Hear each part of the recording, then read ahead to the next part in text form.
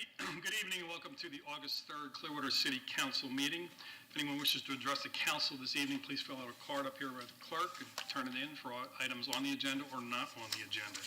I'd ask you now if you please rise for the invocation to be given by the pastor Nate Ramsey from Restoration Village Ministries. Remain standing for the pledge. Good evening, Mr. Mayor, council members, everyone in the audience. I'll be reading tonight from the book of Psalms, 33rd chapter, verses 6 through 12. By the word of the Lord were the heavens made, and all the host of them by the breath of his mouth. He gathereth the waters of the sea together as an heap.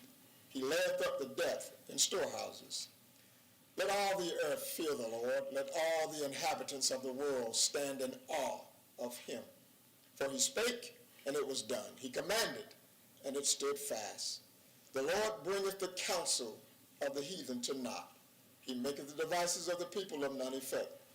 The counsel of the Lord standeth forever, the thoughts of his heart to all generations. Verse 12, blessed is the nation whose God is the Lord, and the people whom he hath chosen for his own inheritance. Let us pray.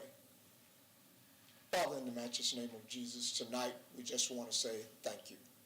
We honor you today for this opportunity to be in this council meeting. God, we thank you for each and every one that's participating tonight. Thank you for the council. God, we ask that you would bless, strengthen, and encourage them tonight. God, give them the wisdom and the insight that they need, that they may accomplish the work for this great city, God. And we are giving you all the glory, all the honor, all the praise, and all the thanks. And in advance, God, we thank you for success. We thank you for life and health.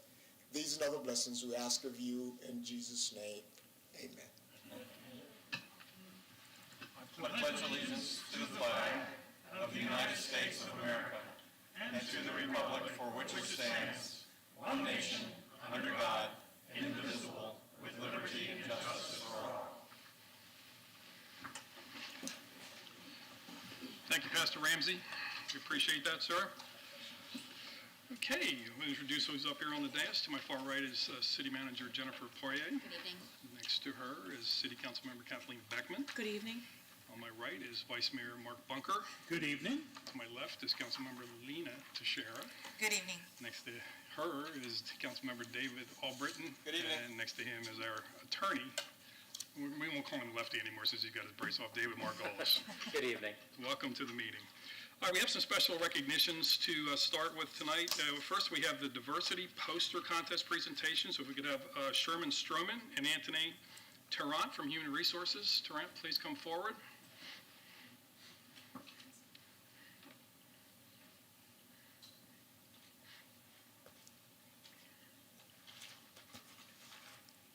Thank you, Mayor, City Council members, City Managers. Thank you for having us for this joyous occasion. My name is Mr. Sherman Stroman. I am the Talent Acquisition and Diversity Manager in our Human Resource Department. This is Ms. Carla Dees. She is our DLC Chair, and we represent the city's Diversity Leadership Council.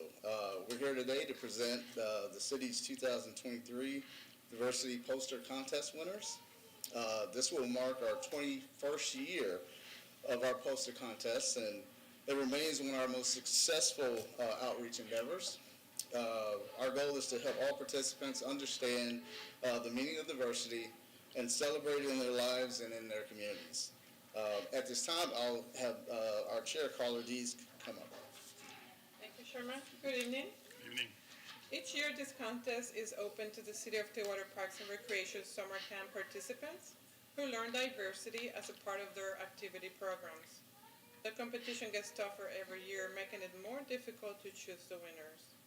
But as you will see, it's clear in the result that the kids understand the importance of diversity. We would like to present to you the 2023 Diversity Poster Contest winners.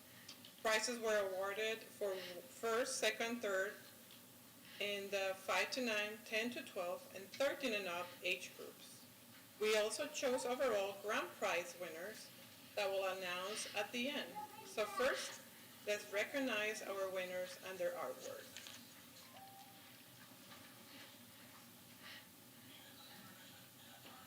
Oh, thank you. goes to, oh, it's your turn, sorry. It's okay. In our 5 to 9 year old category, our third place winner goes to Lacey Fiasco-Nora, age 9, from the Long Center. Our second place winner in the 5 to 9 year old age group, the winner is Blake Young, age 5, from the Long Center. And our first place winner goes to Cameron Cheney, age 8, from the Countryside Rec Center. And now for our 10-year-old group, I'll have Ms. Dees introduce the winners. So for the 10 to 12-year-old group, the third place goes to Emery Duffy, age 10, from the Countryside Rec Center. And then the second place goes to Ariel Seveline, age 11, from the Lung Center. And the first place winner is Lillian McClay, age 12, from the Lung Center.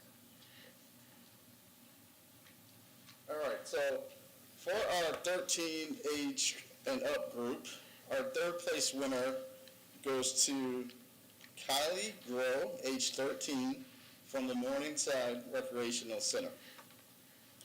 Our second place winner goes to Asante Robinson, age 13, from the North Greenwood Recreational Center. And our first place winner goes to Zanaya Hussein Kalar, 13, from the Long Center. All of these young people have done an outstanding job of expressing the meaning of diversity through their artwork. Each year we are select 2 runners-up and 1 grand prize winner who receive a gift card and an additional ribbon. So for third place runner-up goes to Ariel Seveline, age 11, from the Lone Center. Ariel,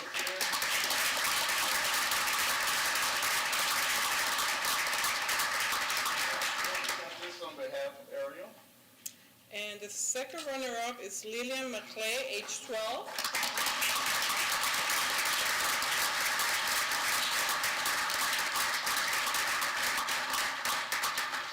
And the grand prize winner is Sanaya Hussein Cuellar, age 13, from the Lung Center.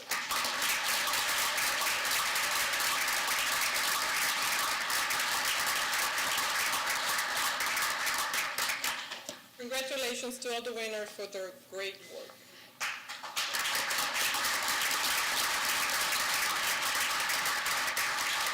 Once again, I'd like to thank all the participants and their families for their wonderful posters. I'd also like to give a special thanks to our Parks and Recreations Department for pretty much orchestrating this event and really doing a great job of showcasing all the great talent they have within their rec centers.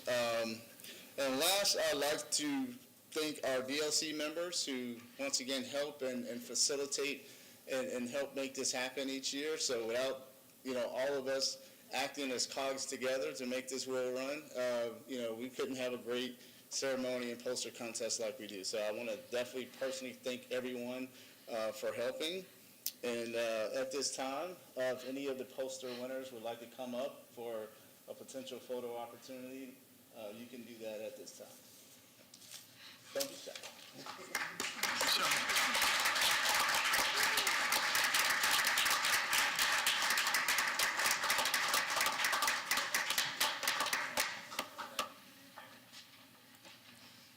Scooch together. Yes.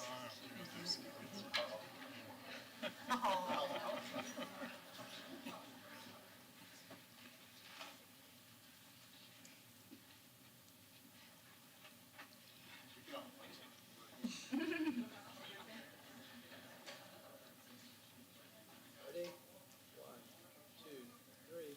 Slide 1, 2, 3. One more time. 1, 2, 3. Thank you, guys.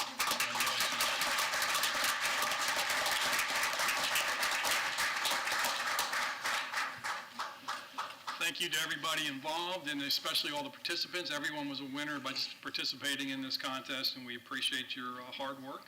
And our staff, great competition and a a great program. Keep it up. Thank you very much.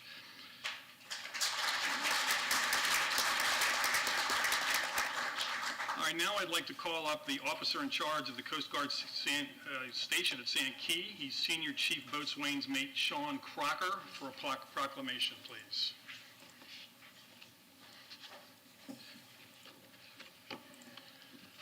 Good evening. Good evening, welcome. Whereas on August 4th, 1970, the United States Congress authorized the Secretary of the Treasury to create a maritime service to enforce custom laws and to prevent smuggling. And whereas the mission of the U.S. Coast Guard and the men and women of Air Station Clearwater and Station Sand Key include maritime safety, maritime and port security, and maritime stewardship. And whereas the citizens of the City of Clearwater and the Greater Tampa Bay area rely on the expertise of the members of the U.S. Coast Guard to ensure the safety of friends, family who venture out upon the sea. And whereas the City of Clearwater, as a U.S. Coast Guard city, is especially appreciative of the service and sacrifices made by the members of the U.S. Coast Guard to ensure the safety of our residents and our visitors. Now, therefore, I, Brian Hunk, Sr., Mayor of the City of Clearwater, Florida, on behalf of the Clearwater City Council, in recognition of the 233rd birthday of the U.S. Coast Guard, do hereby proclaim August 23 to be U.S. Coast Guard Appreciation Month in the City of Clearwater.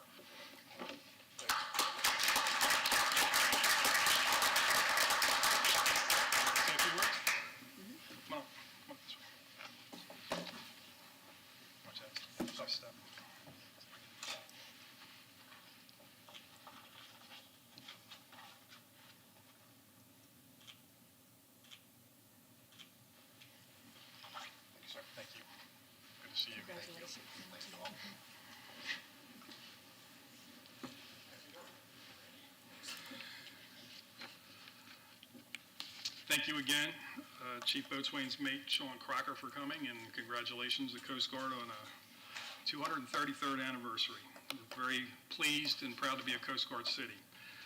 Now we have an end of session report. If we could have Pete Dunbar and Martha Edenfield of Dean, Mead, and Dunbar please come forward for that report. Mayor, thank you. Members of council, it's nice to be back finally to be able to do this again in person. We do every year provide a rather lengthy summary of the activities during the session, and I know that's already been provided. What I'd like to do, if I could, for you this evening, is to provide a brief overview of some of the brief summary of some of the key land use measures that are covered in the report, particularly committee substitute for Senate Bill 102 that we now know as the Live Local Act and was a priority of Senator Pasadomo's.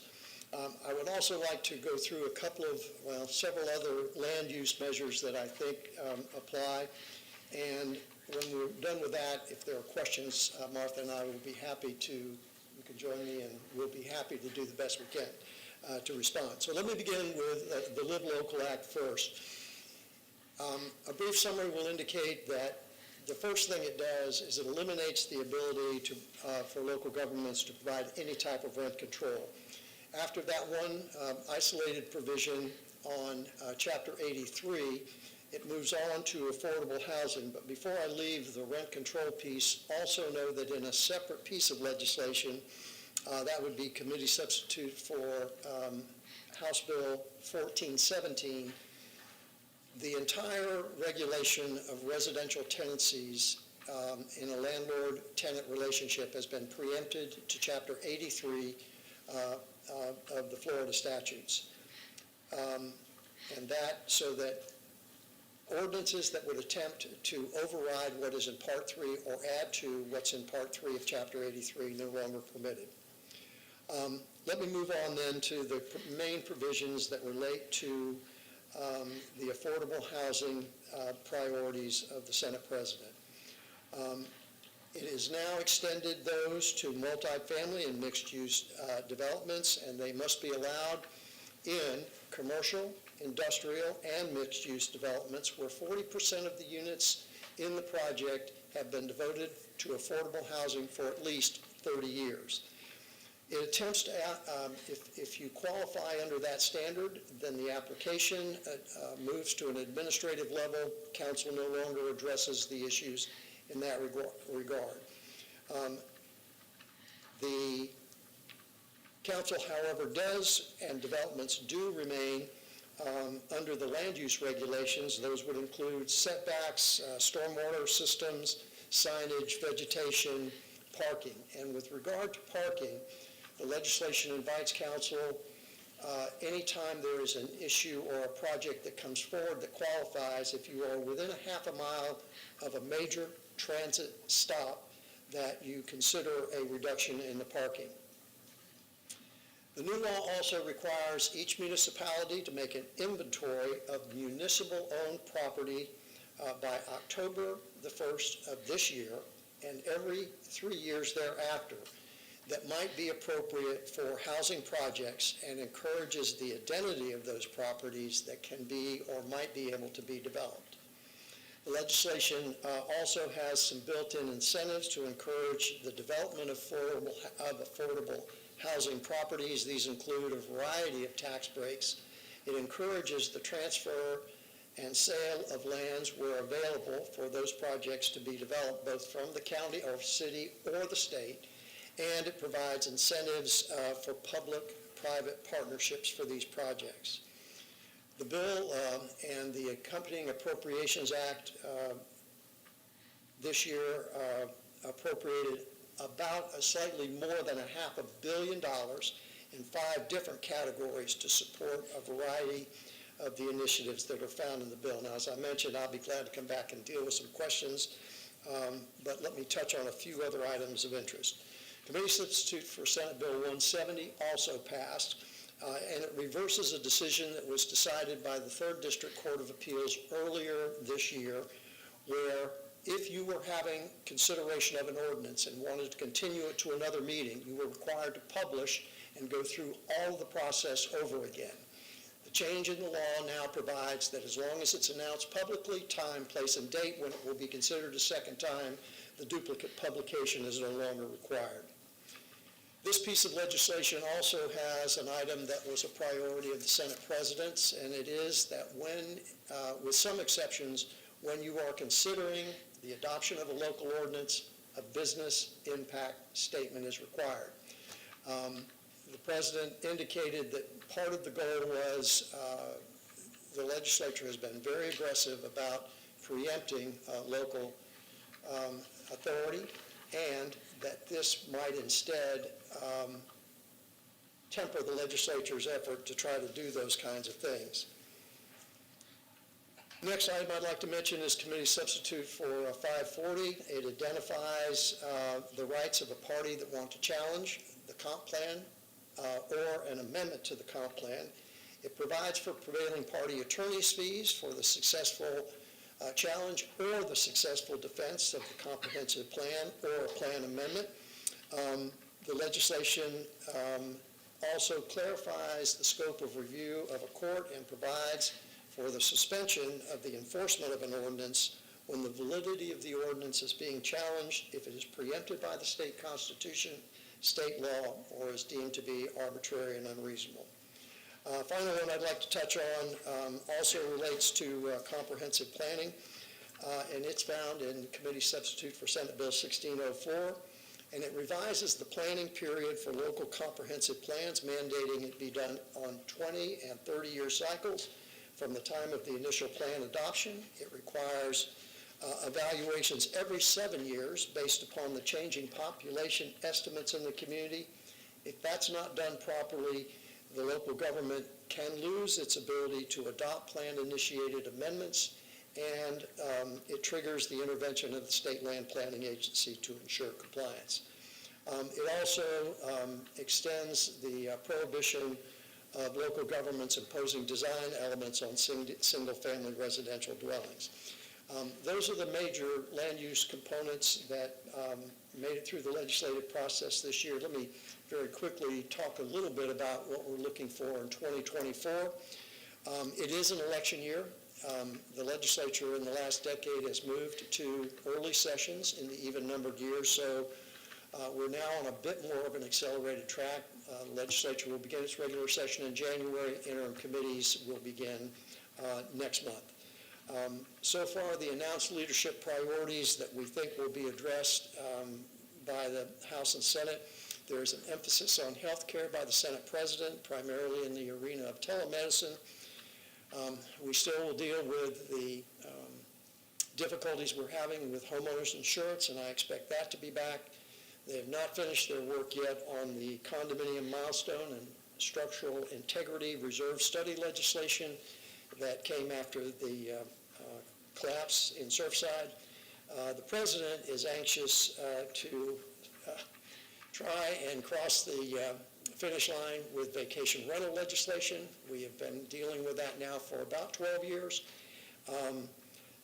And there is a pretty significant disagreement from the Senate's point of view, where the Senate President would like to see local governments still having a role, and how that's dealt with.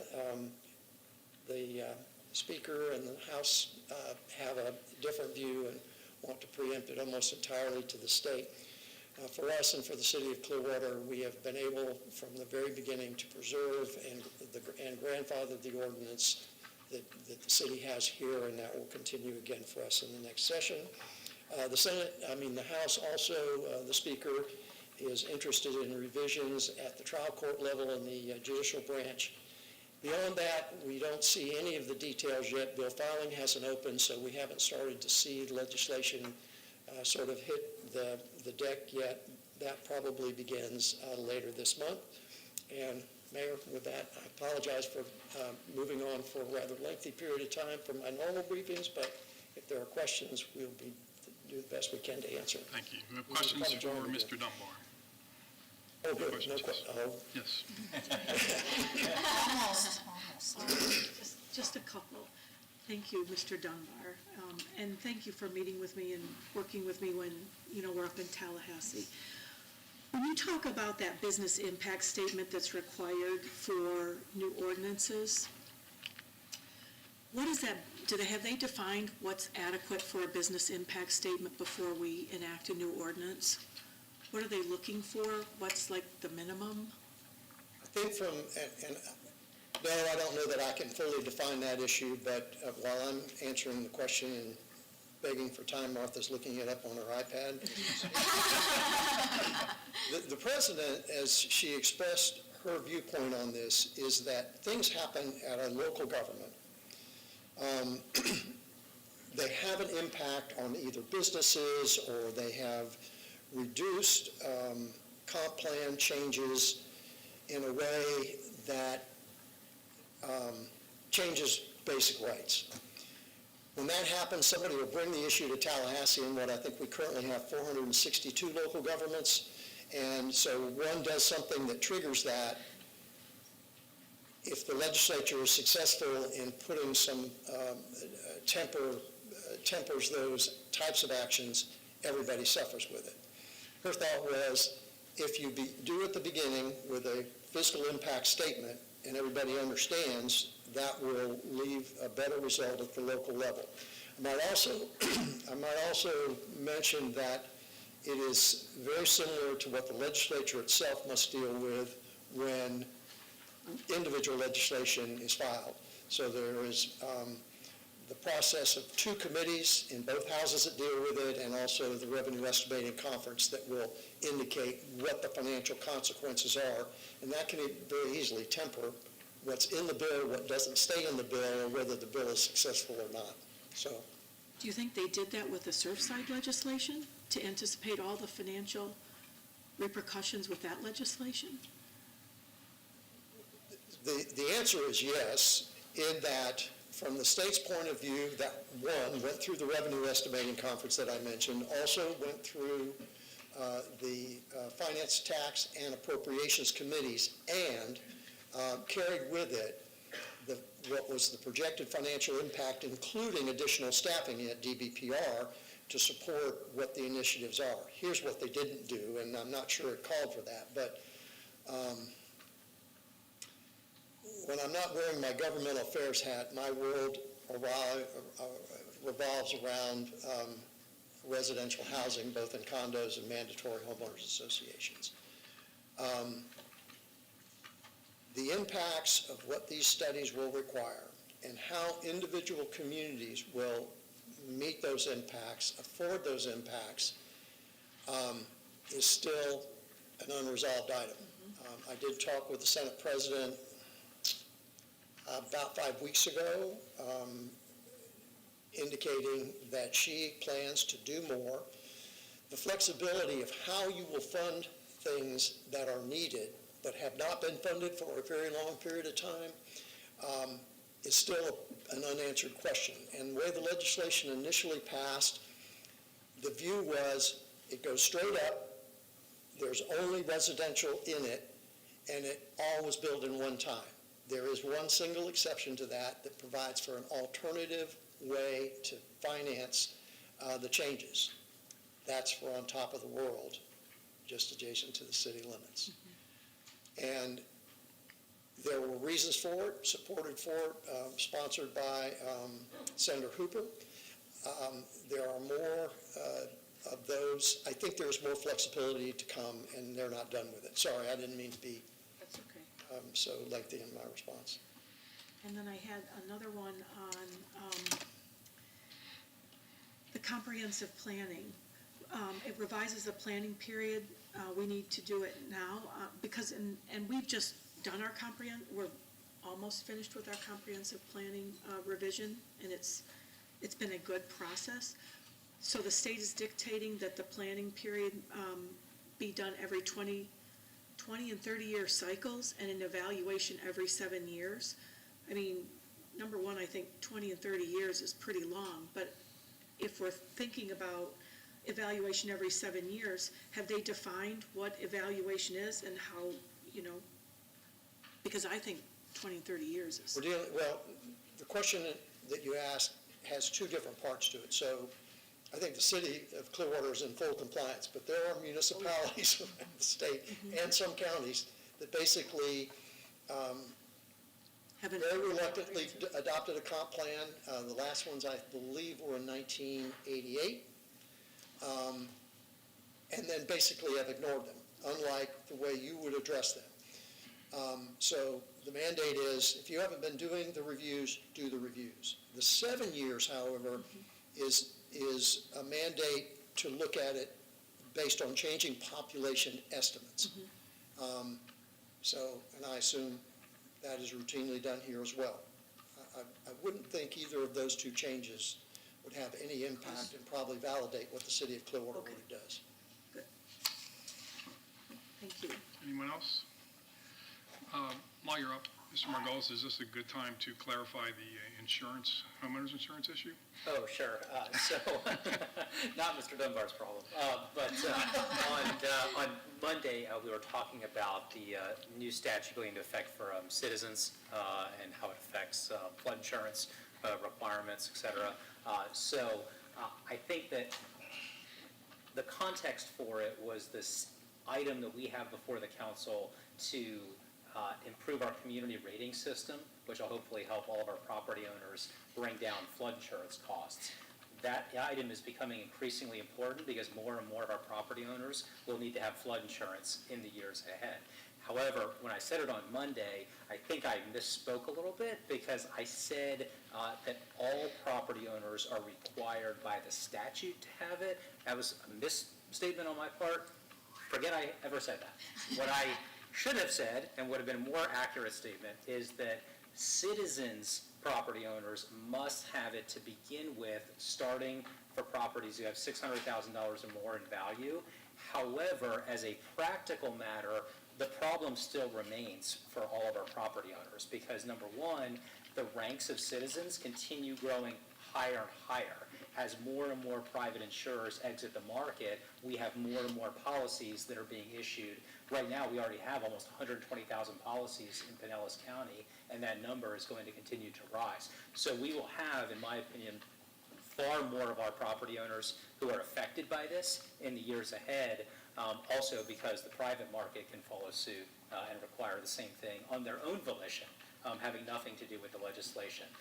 But I do want to edit the comment I made on Monday because I think I said it a little bit wrong. I should have said all citizens must have it for $600,000 or more, and then that requirement drops. But because so many of our residents are going to have citizens as their coverage in the years ahead, and because of the probability of the private market following it, I think this is going to cover so many of our property owners in the years ahead. I don't think there's any avoiding this for non-flood zone properties. I would agree with that. I don't mean to take more time, but I would mention that the December special session required in multifamily dwellings that everybody to the top floor have flood insurance. That's been changed and it took effect on May the 15th. One of the other items that would be a part of the upcoming legislative session and will be in the, I think, in the revisions to the Condominium Act is there will be one of the provisions that is being considered for the bill is to ease the restrictions on how you harden a building, because for the master policy that ensures the entire structure, you have a premium reduction if you have the hurricane shutters, storm impact windows, and other things. Sorry, Mayor. That's okay, we appreciate it. So just anyone who doesn't have citizens as of right now as a homeowner is not, they're not involved in this. I mean, they're not involved in the sense that they are not subject to the legislation, however. As of now. Right, because so many people who don't have citizens today are likely to either have citizens in the future, or their private insurer may, on their own volition, start requiring this. Yeah. I'll be stunned 5 years from now if all of us are not required to have flood insurance. Okay, thank you. Yes, sir. Okay, so just to be clear, the 650 insured value is basically structure insurance, right? So it wouldn't be like the total property value, it would be just on the replacement value? That's my understanding. Okay, and then if you have citizens win, they're going to require you to have flood. Correct. Gotcha, okay. Thank you, Mr. Dunbar. Yeah. Thank you. Thanks. Good to see both of you again. Back to the future. You guys used to come back when I was here earlier.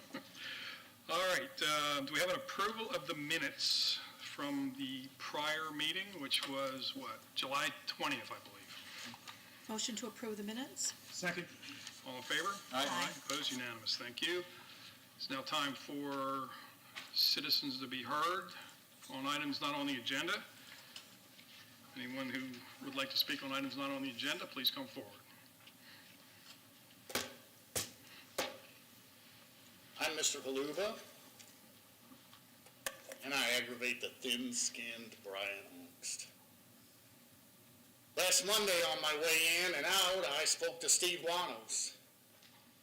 He doesn't seem to be a very good conversationalist, and he doesn't seem to be very happy. I was later reminded that way back in the day, his then Clearwater police wife, Angela, had several encounters with fellow CPD officers. Yeah, plural and multiple. So I don't know, Mr. Wanos, soft music, candlelight, or is it in the back of a police car? I did want to welcome all the recent new CPD recruits. Welcome into the secondary, unnecessary, revolving door that is Clearwater Police.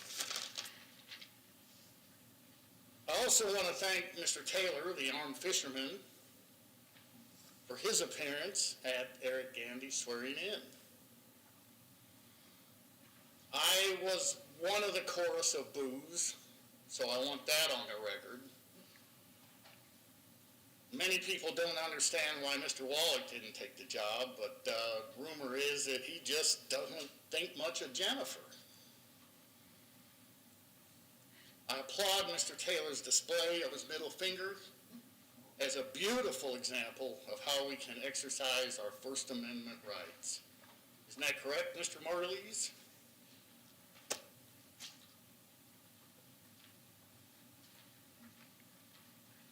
Anyone else? That's a little more coherent than that. Good evening. My name is Beth Davis. I'm a member of the local Clearwater Alliance for Housing, a group of people who finally got a name. As you begin the budget planning, and you are there, I'm here to speak for our group. We're here to help the community, with you, staff, and nonprofits. And it comes as no surprise to you that housing is complicated, and the more you learn, the harder it gets. Your plans to demonstrate our priority on executing and delivering the many housing options possible for the residents of Clearwater are in front of you these next few weeks. Is there a plan to staff the code and zoning team that needs to correct obstacles for accessory dwelling unit construction like garage apartments and tiny homes? The Pinellas County Housing Contract, the Clearwater Strategic Plan, and the sustainability goals all expect results from Clearwater beginning with this budget. What is your number one priority, and are you putting your money there? Tough choices are yours to make, I've heard you say it. Item 2.4 of the strategic plan that you passed says, support equitable housing programs that promote household stability and reduce the incidence of homelessness in Clearwater. What does that action plan look like in units and families for the next year? With a population of 117,000 people, the projection currently is to help 199 families. Where's the budget for reducing energy costs for low-income families with solar installations starting this year? What strategy do we have to educate people interested in rehabbing their home with the $50,000 loans that are available? The increase for homeless initiatives in the budget may be a 20% increase, but the total amount is $300,000 for 9 agencies, 3 to 4 caseworkers, and soup kitchen groceries with some administrative support. Currently, the proposed general fund budget is $199 million against last year's $184 million, a plus of $15 million. The housing budget from the general fund is listed as $898,000 versus last year's $710,000, but only 0.8 full-time equivalent. A lot of money. $50,000 is the plus homeless budget, and the rest is for studying the problem. Today, Clearwater Housing Authority affordable homes at a 1-bedroom, 1-bath on the website are $1,250 plus deposits. On a gross salary of $20 an hour or $40,000, that's 50% of your net income. Working families with students in school are being priced out of their apartments. Elderly homeowners are being priced out by insurance and property taxes. It seems we need more than 0.8 of a person to collaborate with our neighboring cities and county to avoid eviction, increase legal aid, learn how to find developers to begin strengthening all of our housing in Clearwater. Thank you. Thank you. Anyone else on items not on the agenda?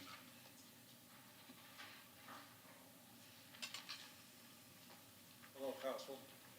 Mr. Mayor. My name is Wayne Carruthers, 1475 Caliber Drive. Thank you for letting me speak. I'm here on a happy note. I just want to congratulate the city on the sound. I thought it was a success. I got to see Kathleen and her husband there. I even went back the next day, rode my bicycle around there.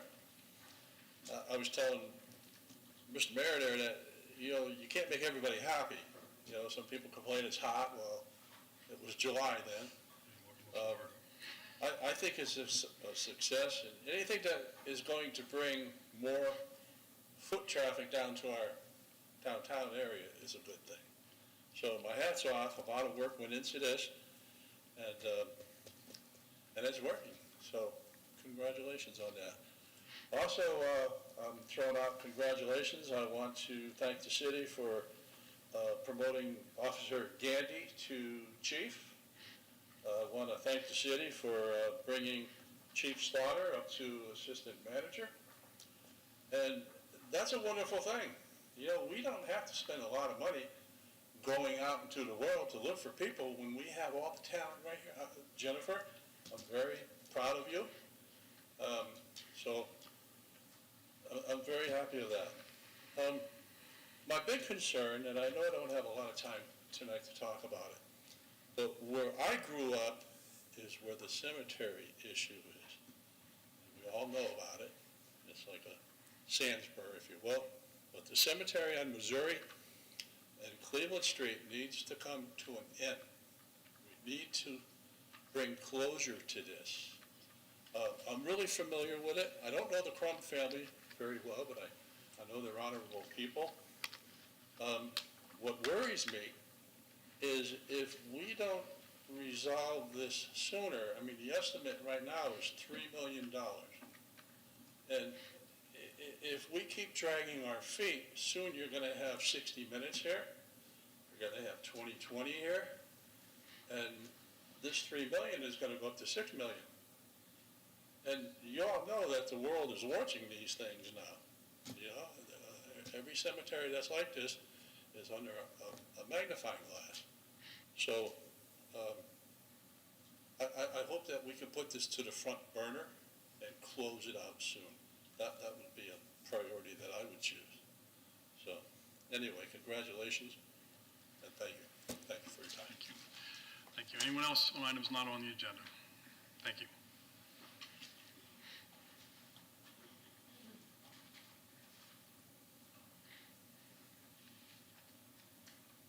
Right side up. Last time I had it. Oh, okay.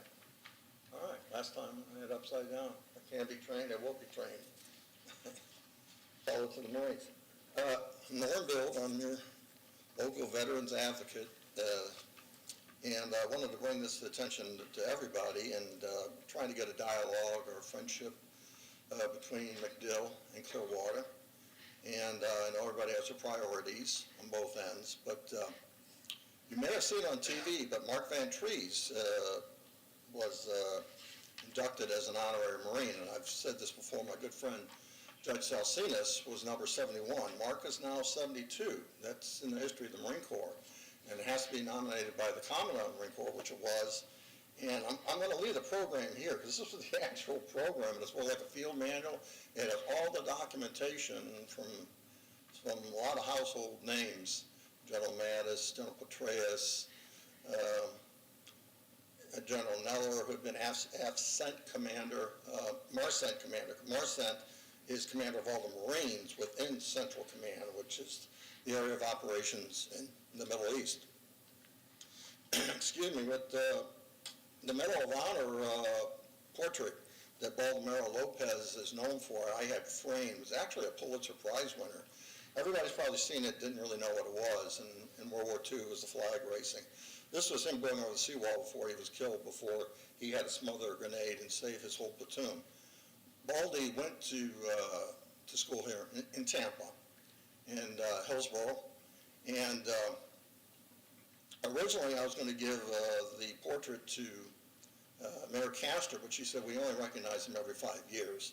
So, and then I was going to award it to Clearwater, but in the meantime, General Rock, who presided over the proceedings, who's now the Marcent commander, he asked us to give a presentation on Baldy, which they use for their official training that they need for their promotion for the Marcent Marines.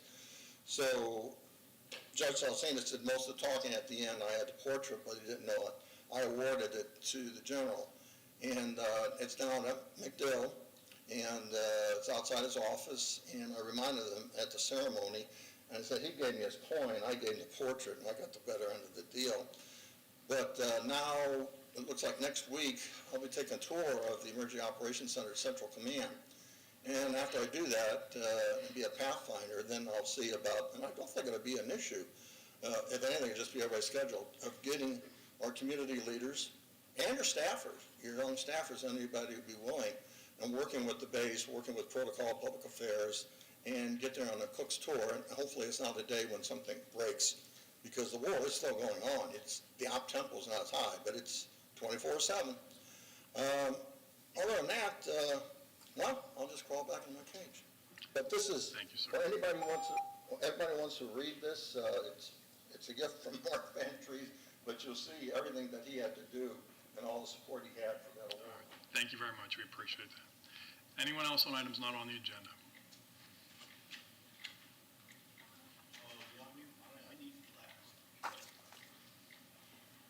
Hi, Lisa Lanza, good evening. I just wanted to respond, I'm all for affordable housing and I understand the crisis, but some of us live in small houses on zero lot lines or very tiny lots, and one of the problems we've had for many years is people creating living affordable housing in garages, some of them not permitted. And then there's also the problem with where to park the cars. So please, when you're looking into this, consider houses on small lots and consider protecting our quality of life. Thank you. Thank you.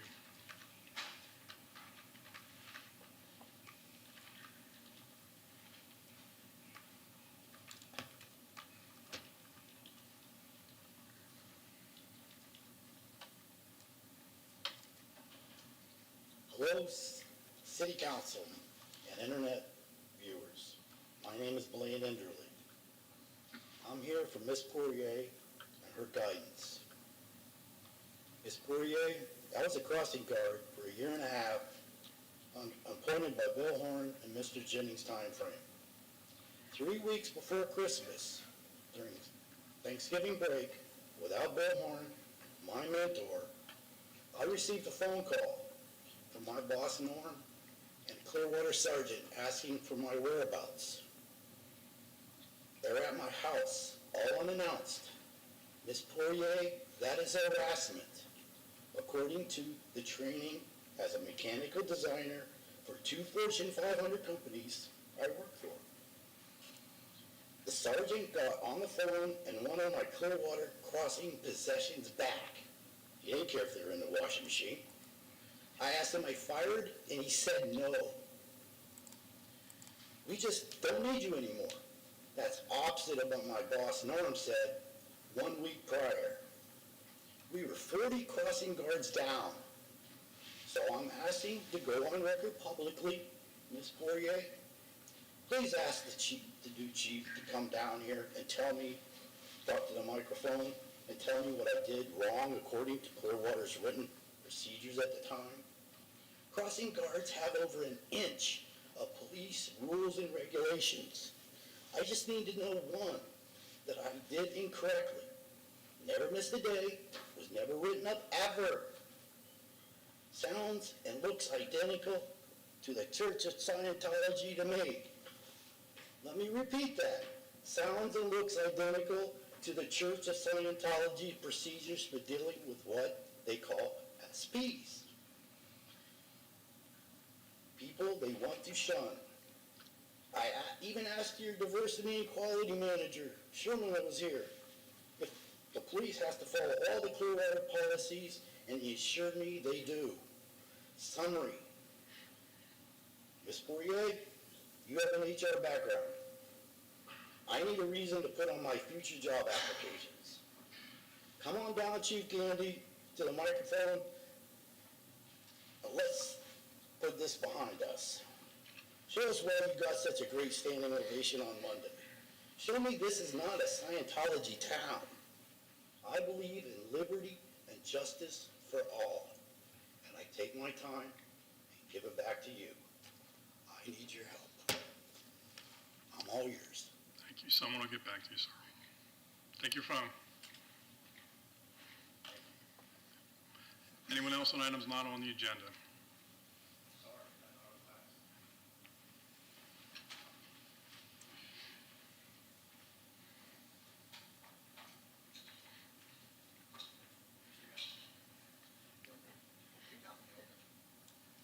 Evening, my name is Mike Reardon. You all probably got an email that was forwarded by Ms. Poirier regarding some of my thoughts on the Phillies, which I was going to talk 2 weeks ago, that I was in the hallway talking to some folks. The Phillies are now valued at 2.58, some things say 2.6 billion. That's a 12% value growth in 1 year. So now we're looking at, I think when I first mentioned something about the Phillies, they were at 2.2 billion. The majority owner is valued at net 3.4 billion, according to Forbes. So he's got a net value. I don't want to mention his name because I know you all know him, but I think he owns 48%. A lot of it has to do with revenue from contracts with TV and cable and stuff like that. But we're going to have a hard time getting much from the TDC because we're going up against beach renourishment and a new ballpark for the Rays, which is the major stadium as opposed to spring training. I really think we should seriously consider, if we can do it, selling the entire complex, unless they don't want Carpenter Field. I mentioned it to Councilmember Albritton, but for 50% off for a 50-year commitment. 50% off the value, 50 years, the Phillies will stay here for spring training. And of course, they'll grow their complex and their threshers and all their development program and everything else. But it'll be on the tax rolls, it'll be off our dime. We won't have employees over there. As long as the state gives us $1 million like they do every municipality for spring training, they get that $1 million. Because we get it from the state, we have to give it to them. We can't do anything else with it. So they get the whole complex 50% off and $1 million as long as the state gives it to us. And they stay for 50 years. And that'll put us at whatever, 125 years of Phillies or whatever. It won't even have the current ownership. And I'll be like 108, and I won't care. So there's information on dollars and cents. I don't know if you've all ever heard of that, read about. But the one I really liked, everybody knows Forbes, but there's one, and I'm not going to pay $79 a month. Maybe we can get a city subscription and you all can share it. It's called Statista.com, Statista.com. And it goes into comprehensive detail. It's not a fun read, but it's interesting if you're really looking at some facts. And it talks about a lot of aspects of Major League Baseball, and even goes into the major sports. Actually, baseball is the slowest of the big four in growth, but they're making money. So I'm hoping you all consider other alternatives. Thank you. Anyone else on items not on the agenda? Okay, let's move on. Excuse me? Sorry. Oh, I'm sorry. Mike Mastersario, 602 Lime Street, Clearwater, Florida. I want to come up and say thank you to the City Council. In fact, I got a little gift for each one of you. We want you to be part of it too. 2.5 years ago, I think it's been about now, is you decided to close the streets of Clearwater and give the merchants the opportunity to succeed instead of trying to hold their hands and keep them captive. And by doing that, each one of those, in fact, there's many of the people that own businesses now here in the audience. I know some of them do want to speak, but it's a way of saying thank you because it's meant a monstrous return on their investment, and a lot of them have done that. They spent a lot of money. We have a great downtown, and it's growing, and it's because of your backing that, and we just want to say thank you for that. The opportunity, this recently come is 2 weeks ago, there were some people that maybe thought about the opposite. And we are very positive in our approach. We want to continue to grow downtown. We want to expand not only downtown 2 streets, but I would say from Court Street, Drew Street, from Osceola to Myrtle, because there's businesses and there's space, and we need to make this a vibrant city. So I just wanted to offer a thank you. So each one of you, I hope you wear it proudly. Kathleen, thank you. Mark? Thank you very much. Brian? I do. Mr. Sharon? Mr. Albritton, you can wear that working out. All right, thank you. Thank you. Thank you so much for your time. Appreciate it. Anyone else? Good evening, Mr. Mayor, members of council, and the city leadership team. My name is Daniel McDowell. I've met, I think, most of you at least once. I'm a resident of 628 Cleveland Street, also known as the Station Square condominiums. I chose to move to Clearwater 2 years ago from Pasco County, not only for the access to the beach, although you never know by my lack of tan, but for the prospects of a newly reimagined downtown Clearwater, along with the reopening of Coachman Park and the Sound. In summary, if you build it, they will come, and I came. Like many residents, it has exceeded my expectations, and you should all be very proud to lead a community that came together to enjoy this beautiful park. As a Cleveland City resident and small business owner, I always want to acknowledge the efforts of my fellow downtown business owners for helping create a community as we emerge from COVID. To a person, the employees and owners of the 400 and 500 blocks welcome neighbors from downtown across town, across the bridge, and across the country, giving them a unique, only in Clearwater experience. They brought back life to Cleveland Street. And no matter where I've been in the world, everyone knows Clearwater. Everyone's heard of it. It's my hope that council will continue to help nurture this growing business district by keeping the street closed, remaining only to pedestrian traffic. Cities big and small know that a walkable city is a livable city, one that encourages more development, more families, and more community engagement. I'd also like to support Councilmember Teixeira's efforts to create a wet zone allowing for alcohol consumption on a limited basis. As a frequent participant in the sip and stroll, I saw firsthand how small sips led to big dining at the restaurants. Many months there were 250 diners coming from all over Tampa Bay to experience the renaissance of downtown Clearwater, including my brother who came from downtown St. Pete to Clearwater. As a retired Tampa police officer who worked with the homeless, I shared the city's concerns about the unintended consequences of introducing a wet zone. However, I'm confident that Chief Gandy and the Clearwater team can navigate these concerns with the goal of keeping everyone safe while allowing for future business growth in downtown Clearwater. And thank you for your time and service. Thank you. Anyone else?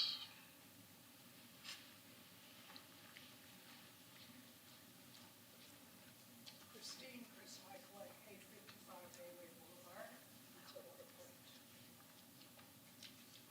Good evening, Mayor Arms, Good City evening. Council members, city staff. Welcome, Board Chief Slider. I am Chris Michael, I live on Clearwater Point. 4 years ago, I, along with close to 150 Clearwater Point members, sat in this very room, armed with petitions, prepared to testify, and wearing these Preserve Clearwater Point t-shirts. At that hearing, the City Council voted 3-2 against us to grant Decade Properties, Jeff Kylieber, owner, attorney Brian Ongst, agent, junior agent, 27 units from the Density Pool Reserve to construct a chart house in our peaceful neighborhood of 465 families. As of today, the shovel is not in the ground since the permit to build remains in review.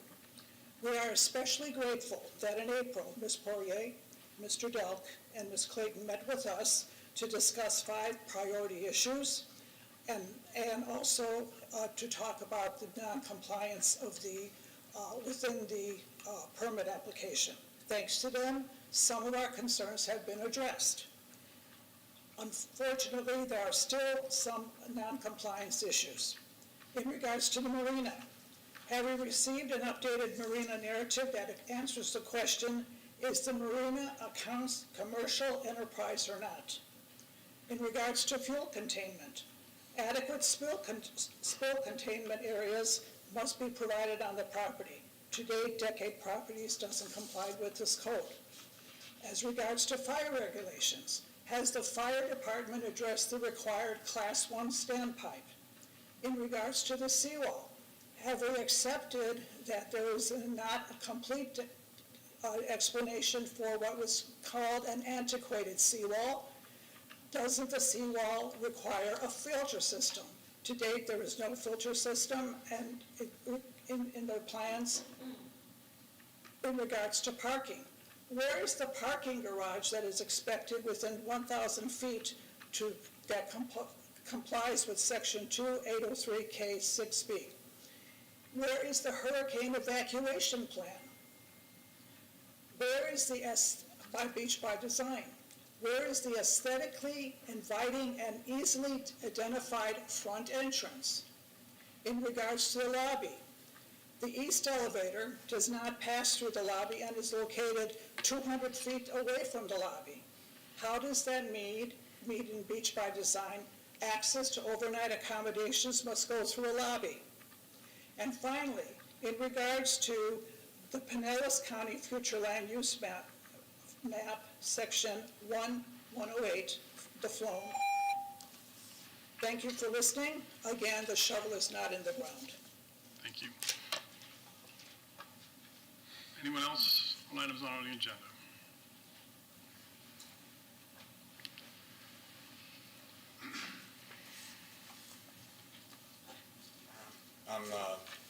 should I introduce Yeah, myself?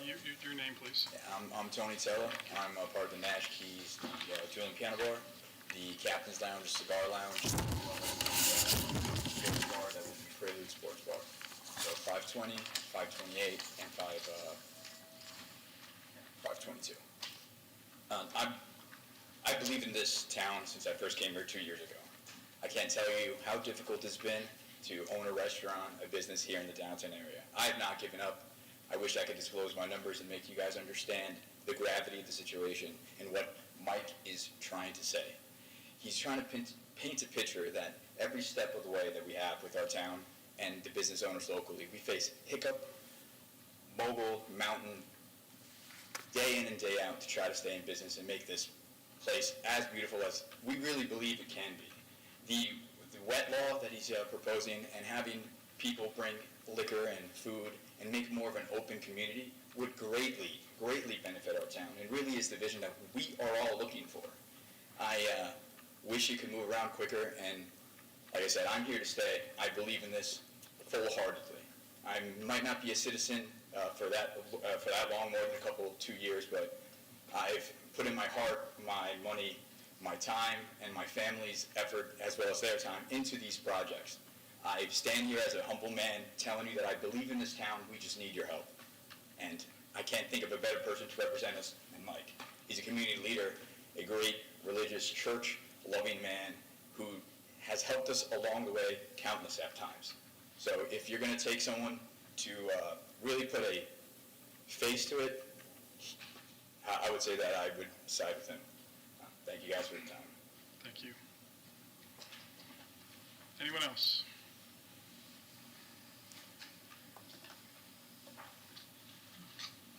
Good evening, everybody. You miss me? Scott Sousa, Clear Sky Restaurants, DCMA.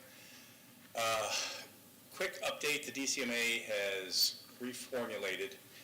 For 3 years, the better part of 3 years, we've had to be very event-driven to keep downtown going, to keep everything active, to get people down there to, when the city wasn't able to do things during the pandemic, we did it on our own and made it happen, and thanks to you for helping make that happen.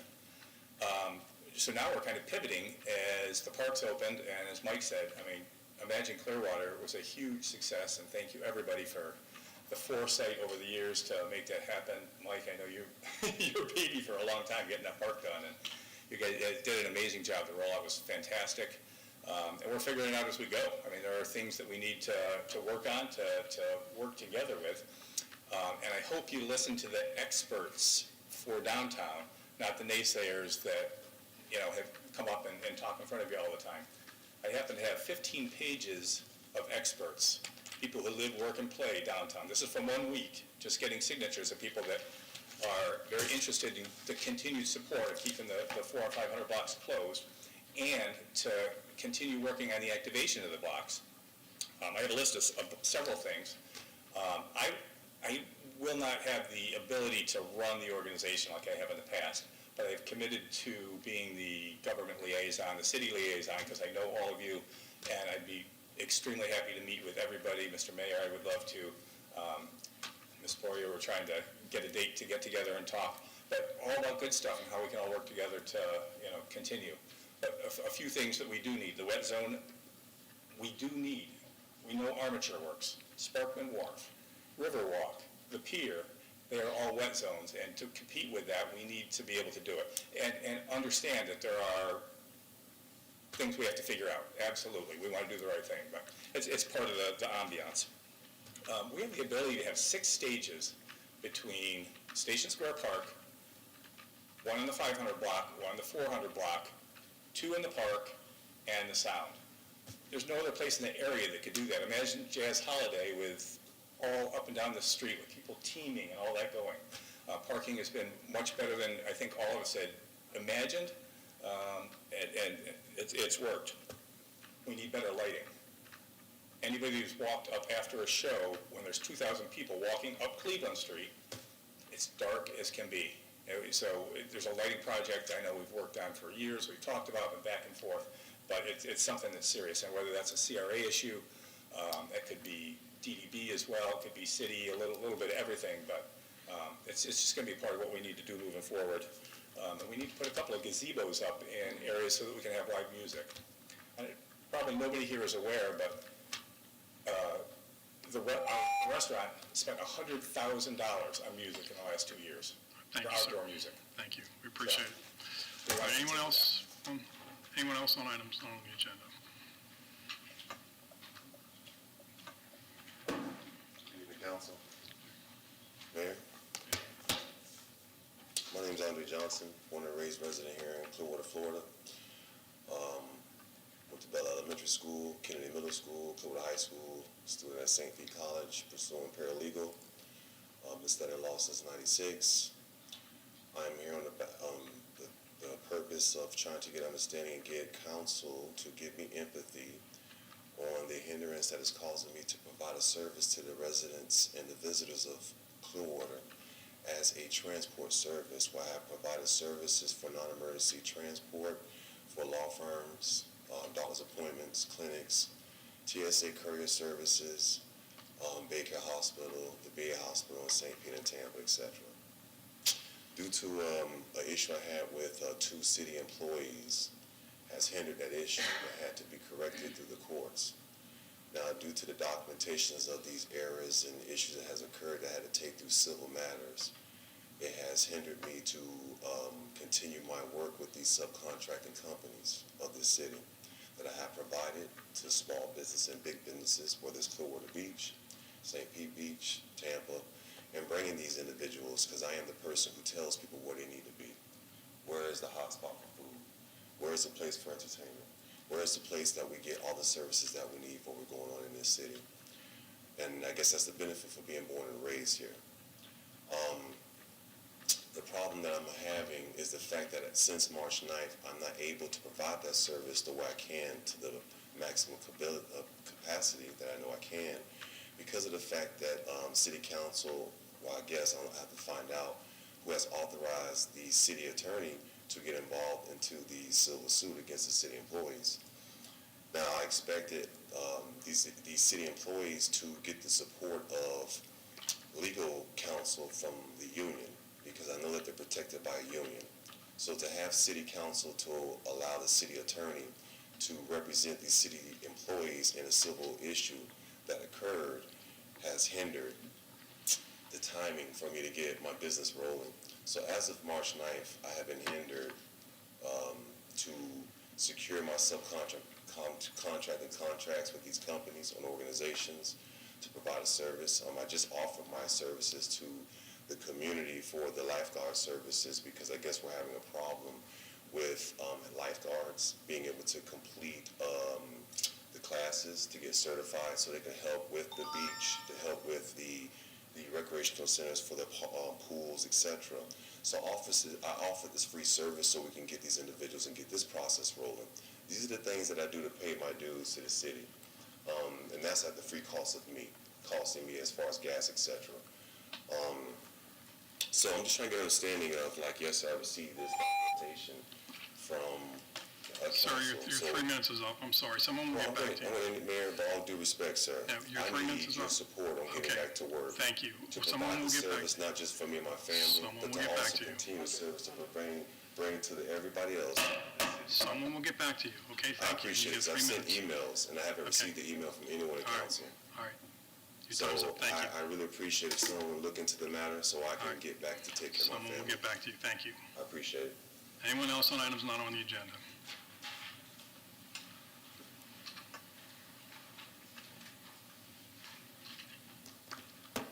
Good evening, Mr. Mayor, council members, Ms. Poirier, Mr. Margolis, city staff.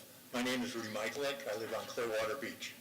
About a week and a half ago, circumstances began in one of the neighborhoods of Clearwater called Country Club Edition.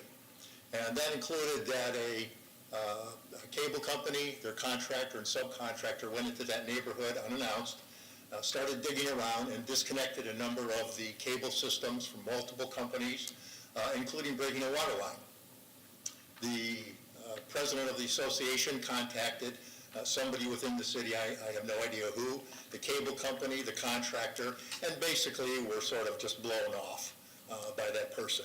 Now, it seems like I'm just bringing you a complaint, but in fact, I'm not. I'm bringing you an extreme compliment. Because on Tuesday, the country club president contacted me. He's a member of the Clearwater Neighborhood Coalition. And I immediately took his information and went to our go-to person, Samantha Millay. And I want to tell you, she got that information after 1 o'clock on Tuesday of this week. By that afternoon, she had already identified who within the city government should deal with that. By the next morning, representatives of the cable company and the contractor were in the neighborhood talking to the President Association about how to resolve things. So I just want to share with you the outstanding people that you have in service in this city. And Samantha stacks right up there among the top of them. She is constantly taking care of issues that probably aren't even in her bailiwick. But she helps people get connected to see that things get done. So I'm not here to talk about the negatives. We think the negatives are being resolved. She, in fact, is even going to share the story of non-notification to see if there's something the city can do with regards to contractors in that case. And so, again, my compliments to city staff. There are a lot of outstanding people. Several of them are right here. And I want you to know Samantha Millay is just a super individual. Thank you very much. Thank you, sir. Anyone else on items not on the agenda? Okay. Consent agenda items, is there anything to be pulled tonight from the consent? If not, do we have a motion? Yep. Yes, sir. I'd like to pull 7.7. Okay. Do we have a motion for the other ones? I move we approve agenda items 7.1 through 7.6, and then 7.8 through 7.11. Second. All in favor? Aye. Opposed? Unanimous. Thank you. 7.7. Approval of proposal from Keystone Excavating of Oldsmar, Florida for pilot demonstrations as part of the Fort Harrison Avenue Corridor Improvements project at the guaranteed maximum price of $114,912.87. Pursuant to the request for qualifications 40-20, construction manager at risk for continuing contracts, and authorize appropriate officials to execute same. Hello. Good evening, Mayor and Council. Tara Kivett, City Engineer. This item, as we presented at the work session, is including 4 demonstration projects that will be ahead of the much larger Fort Harrison Complete Utility Roadway Reconstruction Project. These demonstration projects were highlighted in a previous planning-led complete street study. Our consultant did evaluate did a traffic analysis of the corridor to help decide where to do these specific demonstration projects. We envision them being in place for 6 months minimum. If they are functioning well, we may keep them in place until the start of construction. We anticipate these projects going in October and being complete by mid-December. Any questions? Questions? Yes. Well, since we brought this up at the work session, I've had concern from those who traverse to and from Bel Air that the road between Bel Air Road and Bellevue, with the narrowing of down to one lane, may be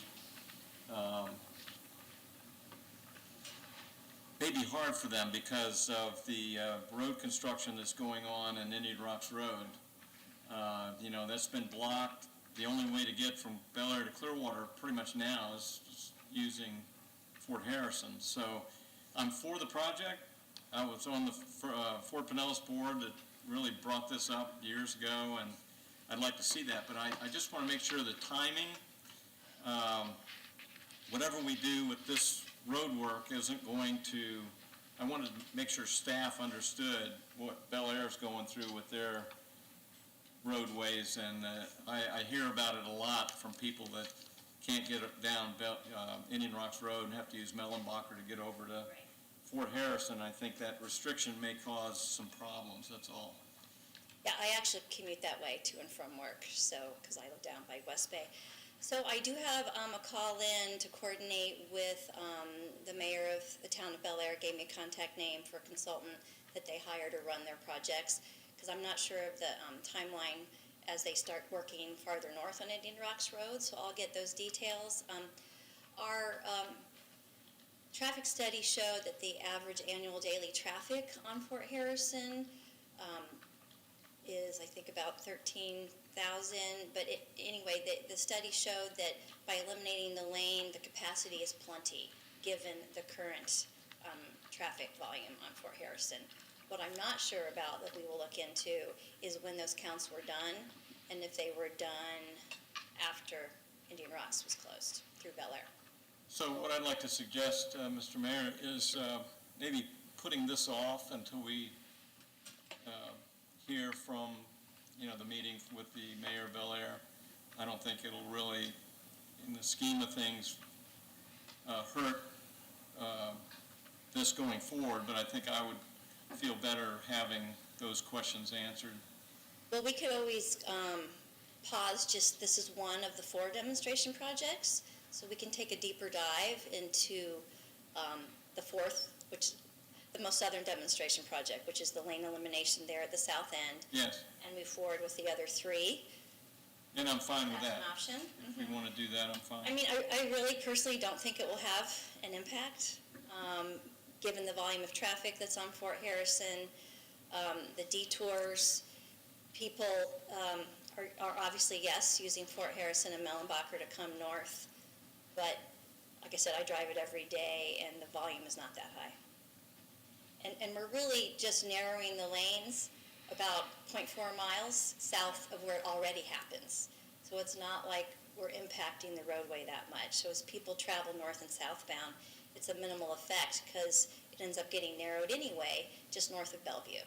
So we're just moving where it narrows, or where the lane elimination happens from Bellevue down to Bel Air. And so again, that's only 0.4 miles south. Because of that, there should be minimal impacts. Well, if we could start the other 3 projects, because I always envisioned the biggest change was north of Drew Street anyway, with the narrowing and so forth. But this part of it is, and it shouldn't be that long to get with Bel Air to at least talk to them about it. I would feel a little bit better. Right, because I know that Indian Rocks will be impacted for years. Because they're doing different phases. I think what we're seeing now is just their southern phase. So I believe they're working all the way up towards Bellevue. Yeah. But yeah, I can report back. I would ask that you approve it, but we will pause that until I get back to you. What's your pleasure? I'm fine with that. Everyone else? Okay. All right. So someone make a motion to that effect? Sure. I had this being pulled, but Mr. Albritton pulled it first. I just want to comment on some comments that were made in the Monday's work session, because this is a pilot study. And there were some comments made about why we didn't do it on Drew Street. And when Kinley Horn did their study, 17 to 18, September to September, 17 to 18, they mentioned, if you want to do a pilot study, you can. But the point was very clear. You have 2 choices. Pilot study on Drew, or you get going with anybody else. But alternative B is to do nothing, which is not going to happen and never was going to happen. And the state made that very clear. It's 1.8 miles. The city can do anything they want from Myrtle to the park. You can leave it 2 lanes each way. But a pilot study is done to see, do you want to leave it the way it is, or do you want to make some changes? That's why you're gathering the data. And to do a pilot study on Drew was a waste of time, even if it was cheap, like this one is. The state has much higher. Ms. Kivett explained multiple key points why it wasn't done. But the only alternative was to leave Drew the way it is. And everybody who bitches and complains about it, and they've been asked, what is Plan B? What would you do in place of it? If you did a pilot study, then what would you do? Now, this pilot study, you might come back and go, we don't want to do the streetscape. But a pilot study, for the sake of a pilot study, that's going to get it's not going to change anything. Drew cannot be left the way it is. It doesn't meet the minimum standards for lane widths. You can't continue after another 40 years with power poles in the sidewalk. This streetscape, which is 0.4 miles, addition to what it is now, you might leave it the way it is. So I would prefer not to hear analogies to Drew Street and why we didn't do a pilot study after the design had already started, and they didn't do one in the beginning. The city could have said, okay, before we do anything, let's do a pilot study. That would have been more than a year and a half or 2 years before the pandemic. So Drew Street, as far as I'm concerned, changing anything is off the table. And every time I hear it brought up in a work session or a council session, I'm going to come down here and make it clear we're not going to change anything. There's going to be some meetings, there's going to be some design changes, but as someone told me who's in the know today, the train has left the station. I like that analogy that I heard it in the hallway coming in. So thank you very much, and good luck. Oh, coming down Fort Harrison, we need a big sign on Lakeview, real clear, downtown bypass. A lot of people don't know it. I've mentioned that before. So throw in a bypass sign. Thank you. Anyone else want to talk to this item? Any other comments?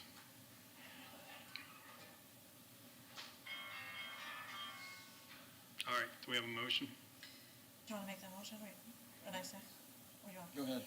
So I guess is to approve agenda item 7.7 with 3 out of the 4, with the exception of the southernmost lane narrowing. Between Bellevue and Well, I mean, is that, Bellevue and Bel Air. would that be okay? Move forward for the exception of the lane narrowing Yes. until further. But then I may have to come back to you to increase the PO if we end up adding this. So to be honest, it'd be nice if you could approve the PO as presented, but we will not move forward with that lane elimination until we come back for council approval. Yes. Okay, that's reasonable. Okay? Yeah. Second. Does that motion need to be represented? Yes, represent the motion, please. If I could just make a procedural, comment, or maybe even a question just for Tara.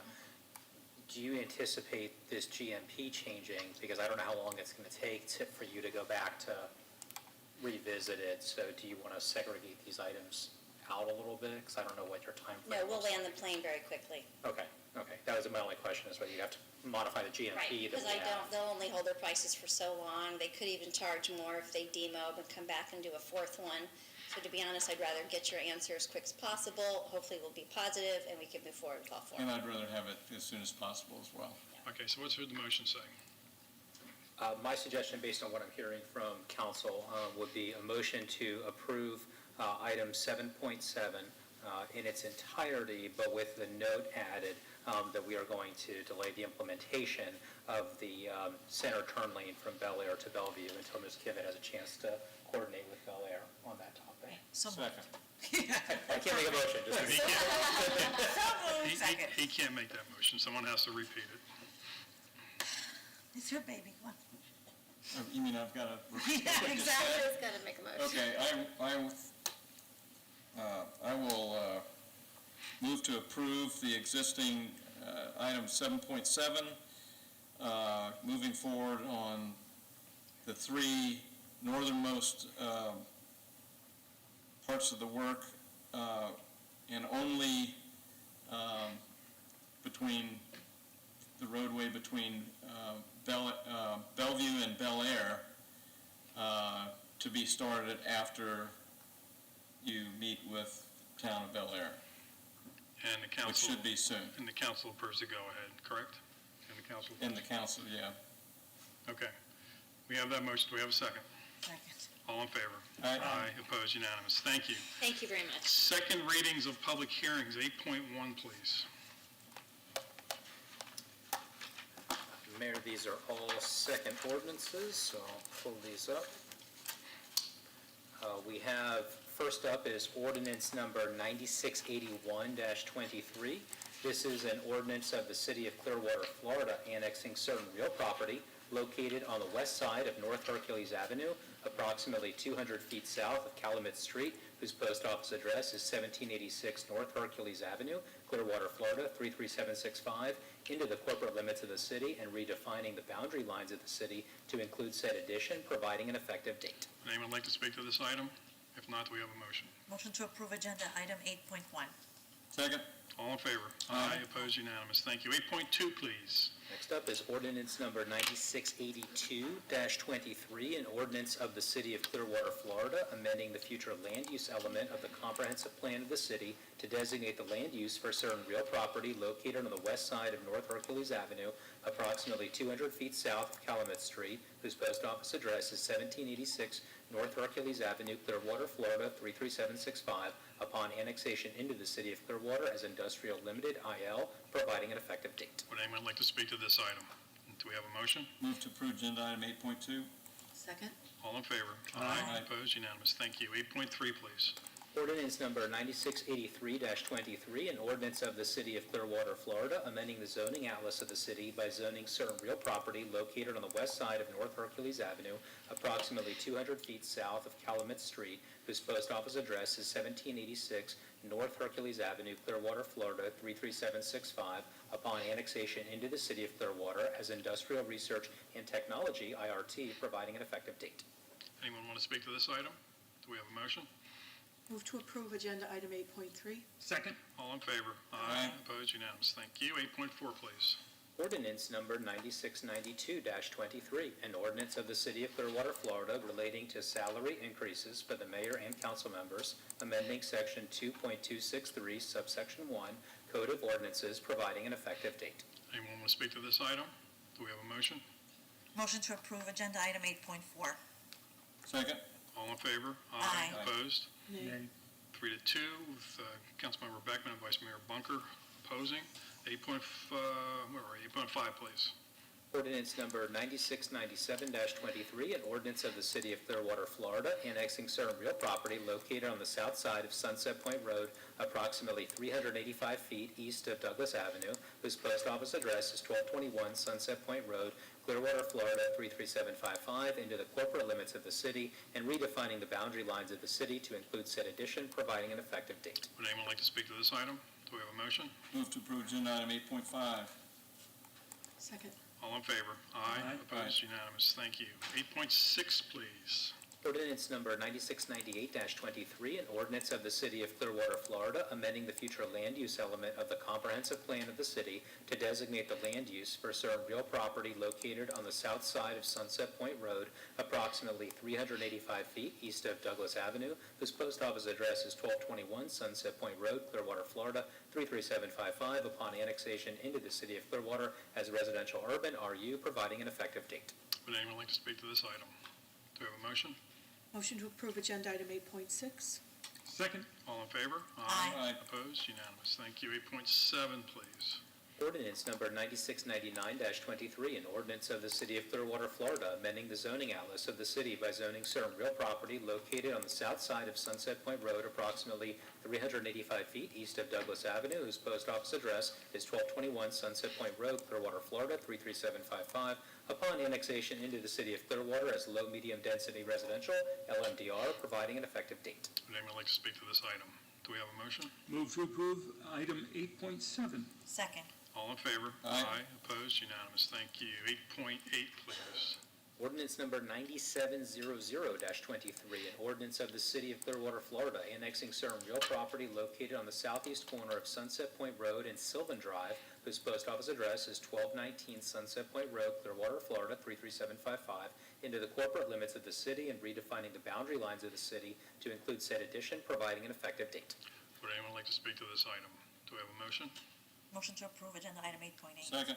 All in favor? Aye. Opposed? Unanimous. Thank you. 8.9, please. Ordinance number 9701-23, an ordinance of the City of Clearwater, Florida, amending the future land use element of the comprehensive plan of the city to designate the land use for certain real property located on the southeast corner of Sunset Point Road and Sylvan Drive, whose post office address is 1219 Sunset Point Road, Clearwater, Florida, 33755, upon annexation into the City of Clearwater as residential urban RU, providing an effective date. Would anyone like to speak to this item? Do we have a motion? Move to approve agenda item 8.9. Second? All in favor? Aye. Opposed? Unanimous. Thank you. 8.10, please.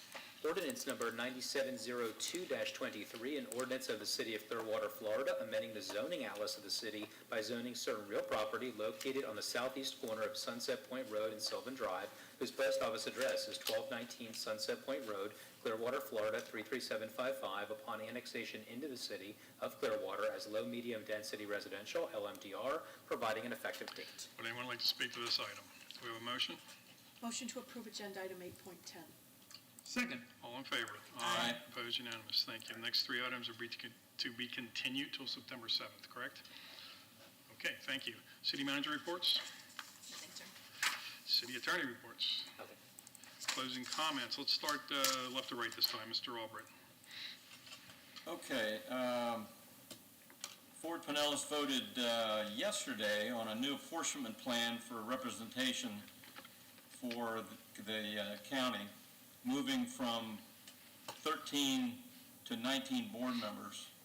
And Clearwater will now have 2 representatives, St. Pete 4 and the BOCC 4, putting representatives more in line with the population numbers.